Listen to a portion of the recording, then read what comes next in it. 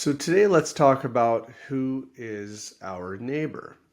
In Luke 10:25, Jesus tells us the story about the Good Samaritan. A lawyer had come up to Jesus and asked him, "Who is my neighbor?" And Jesus went on to tell him the following parable.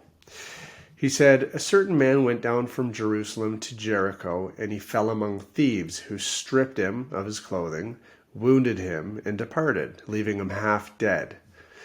Now, by chance, a certain priest came down that road, and when he saw him, he passed by on the other side. Likewise, a Levite, when he arrived at the place, he came and he looked at the man and passed by as well on the other side.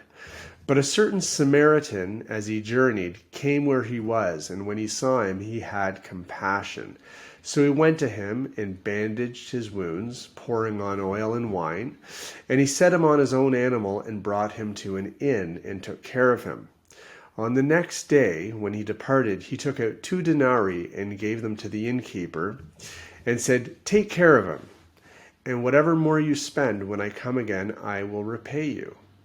So which of these do you think was a neighbor to him who fell among the thieves?" And of course, the lawyer said, "He who showed mercy on him." Then Jesus said to him, "Go and do likewise." So this story is straightforward, but Jesus always codified many messages in simple parables. It begins with a lawyer, a man familiar with the law, seeking to establish a clear definition of what establishes a neighbor in the context of Jesus' ministry.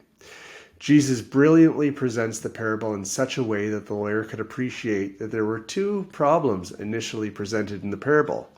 Not only did the passing witnesses fail in their obligation to help the man, they possibly contravened established community law by neglecting to help as well.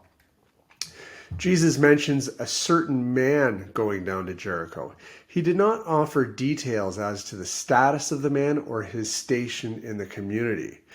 It's also notable that Jesus' intentional omission of any other details related to the helpless man prioritizes the need itself and not the worthiness of the man to receive the help. The man fell into the hands of thieves. This implies that many things rob us of grace. Robbers in the plural would suggest that man does not face one adversary in his quest for salvation, but many.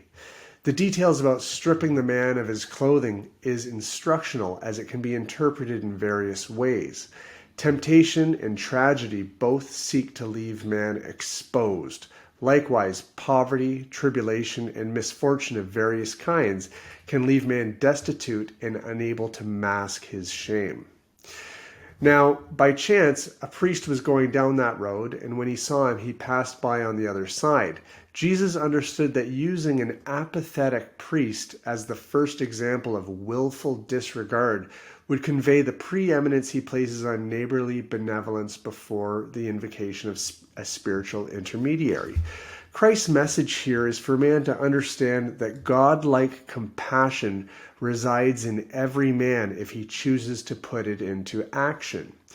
In a similar fashion, the Levite, who's part of a special group in the Israelite community, also dismissed the man as unworthy of his attention.